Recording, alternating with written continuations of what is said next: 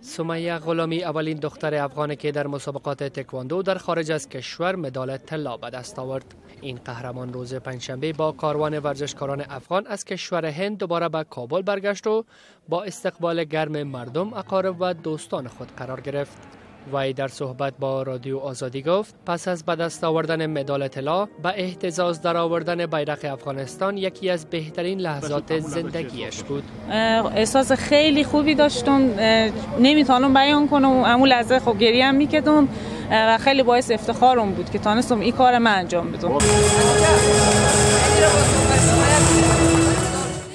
12مین دوره مسابقات جنوب آسیا یا سیف گیم برای 12 روز در شهر شیلانگ هند برگزار شده بود که افغانستان توانست 7 مدال طلا، 9 نقره و 19 مدال برنز به دست آورد. غلام یحیی پدر سمیه که دخترش را بدرقه میکرد به رادیو آزادی گفت به دخترش افتخار میکند و همیشه مثل یک دوست او را تشویق و حمایت نموده و به همین شکل ادامه خواهد داد. احساس خوشی، احساس غرور، احساس افغانیت، احساس با تمام ملت افغانستانی مربوط دختر به من نیه، به تمام ملت افغانستان. روابط ما صمیمی مثل دختر و پدر و مثل دو تا برادر، دو تا خواهر و برادر دوست وریا بابا جان تشویق کردیم، زحمت کشیدیم تا اینجا رسانده ایم.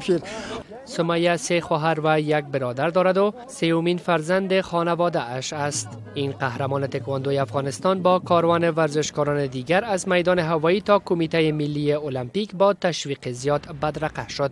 خانم غلامی میگوید وی توانست در این مسابقات اشتراک نموده و به این شکل پیروزی زنان افغان را به نمایش گذاشت. وی گفت حمایت خانواده اش همیشه وی را کمک نموده تا بیشتر بدرخشد. مثل دیگه دخترای کشورهای دیگه بتونم پرچم کشور خود بالا ببرم و از قشر مظلوم دخترای افغان که همیشه مورد ظلم بودن حمایت کنم با به دست آوردن این مدال و بسیار خوش بودم. فامیل من خدا رو شکر همیشه من تشویق میکنن، همیشه از من حمایت کردن و به من میگن که تو دختر نیستی، میتونی مثل بچه‌ها بری در میادین و مسابقه بدی و مدال طلا بگیری و همیشه از من حمایت کردن و تشکر میکنم ازشان.